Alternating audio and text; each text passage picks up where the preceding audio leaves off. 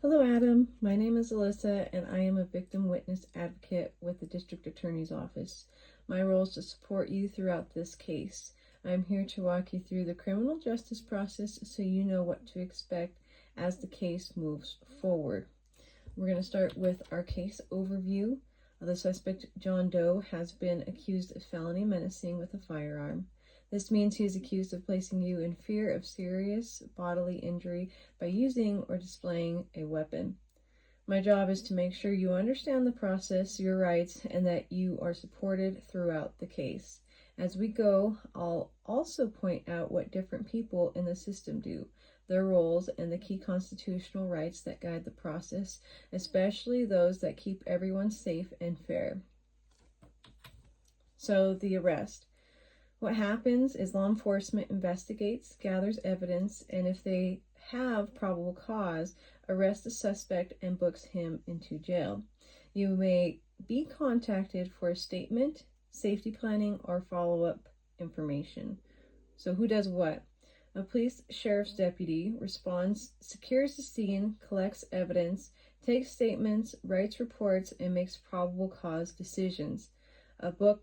Booking and the jail staff process the defendant, photograph, fingerprint, and set initial holds or bonds conditions as applicable.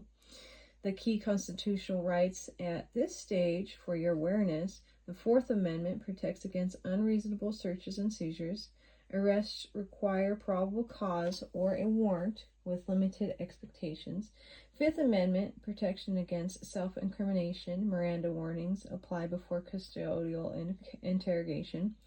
And the 14th Amendment, the due process, government actors must follow lawful procedures. What this means for you, your safety is the priority.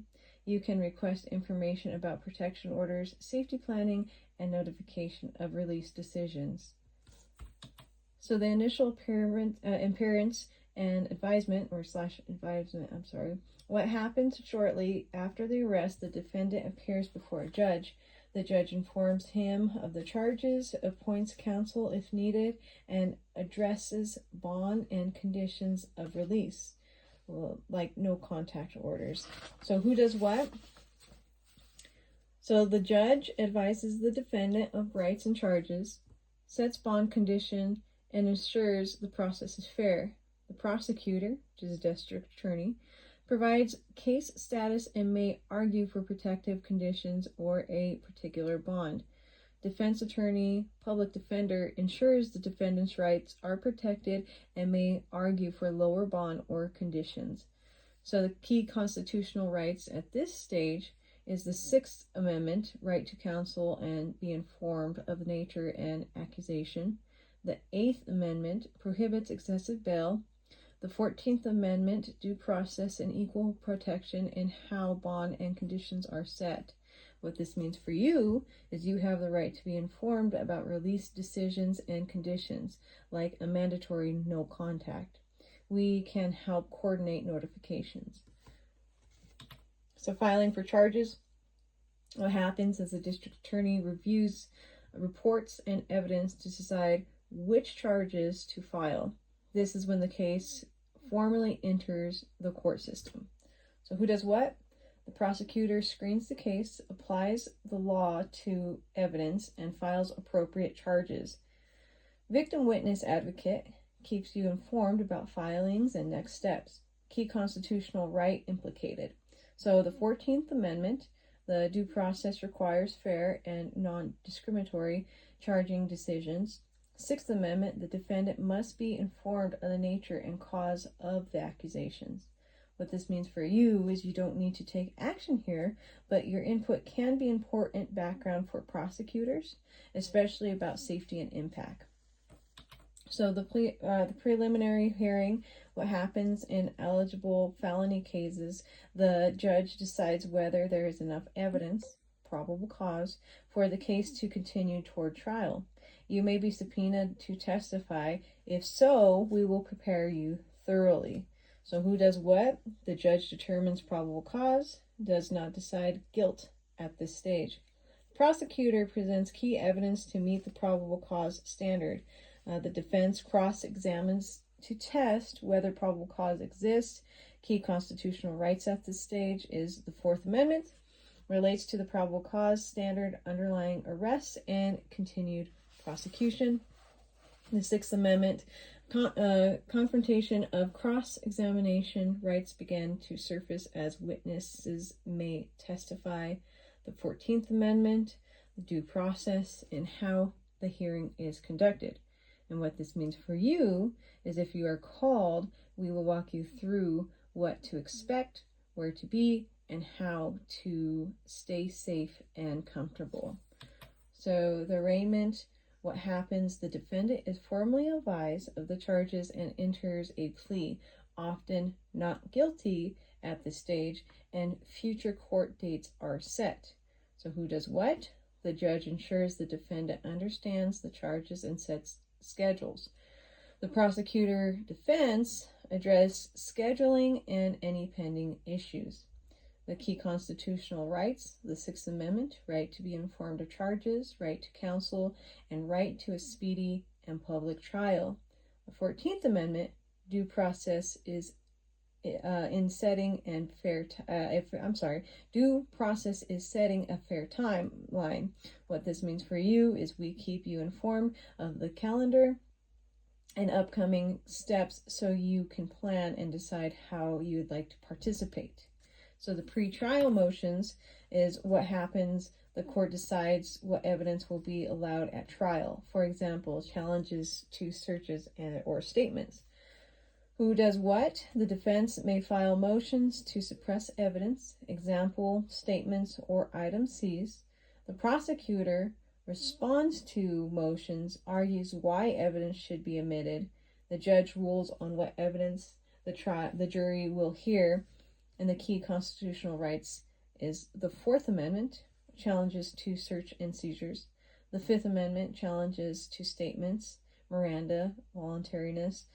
Sixth Amendment is the right to confront witnesses, can affect admissibility of testimonial statements. 14th Amendment is due process ensures fair procedures in evidentiary rulings. What this means for you is usually you don't need to attend. We'll update you if rulings impact your participation or safety.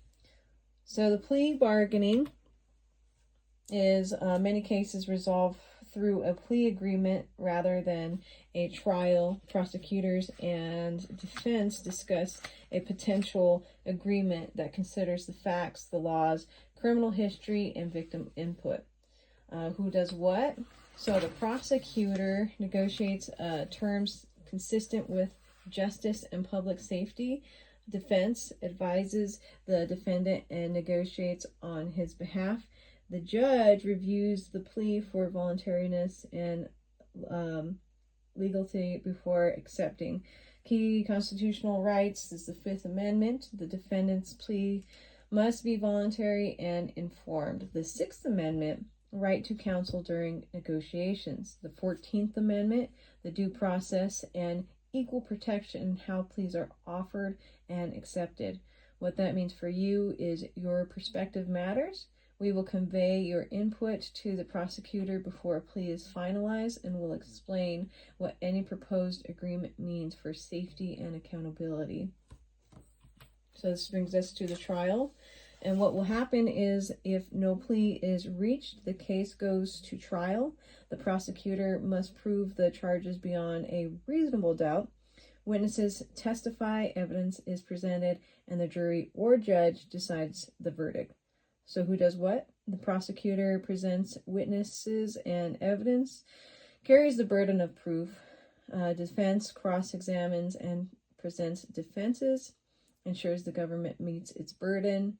The judge ensures rules are followed and instructs the jury on the law. And the jury evaluates evidence and decides guilty or innocent.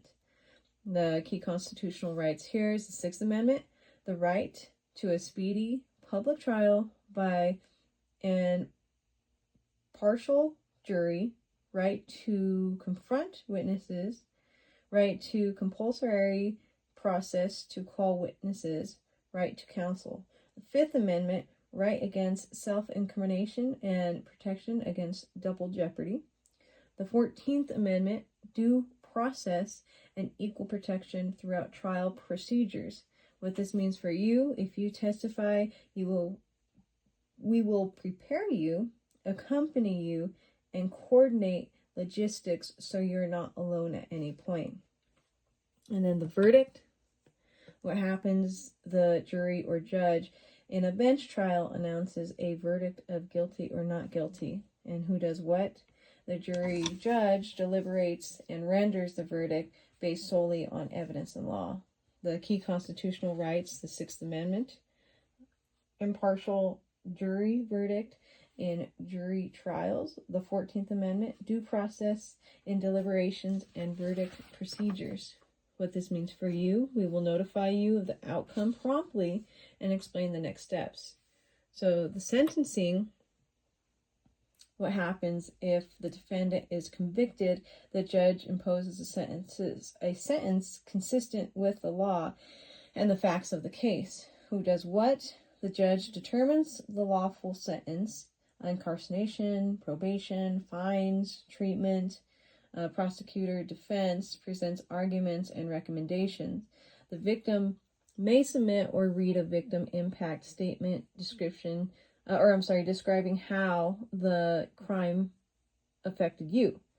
And then the key constitutional rights will be the 8th Amendment, prohibits cruel and unusual punishment and excessive fines. And then the 14th Amendment, due process and equal protection in sentencing procedures. What this means for you: you may not choose to provide a victim impact statement in writing or in court. We can help you with that.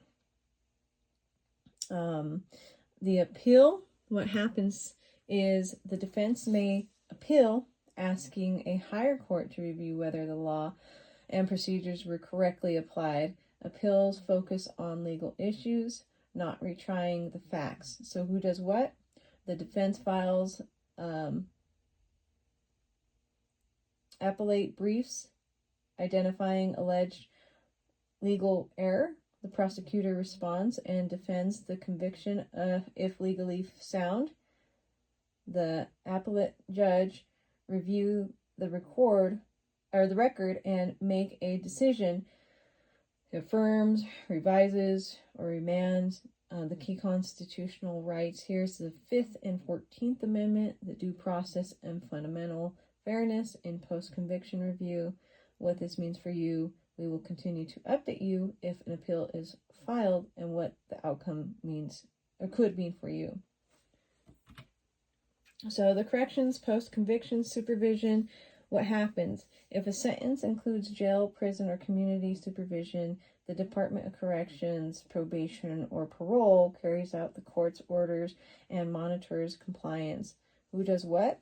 Corrections manages incarceration programming and safety requirements. Probation supervises in the community with conditions, example, treatment, no contact, testing. Parole oversees individuals released from prison under supervision. And the key constitutional rights is the 8th Amendment, humane conditions and freedom from cruel and unusual punishment. The 14th Amendment, due process for revocation, hearings, and other significant liberty impacts. What this means for you is you can opt into notifications about custody status, parole hearings, and release decisions. We can show you how to enroll and what to expect. So this is just an understanding of the criminal justice process of what we went over. And sorry, it's bleeding through. That's just the best I could get that. But if you have any questions, please contact me.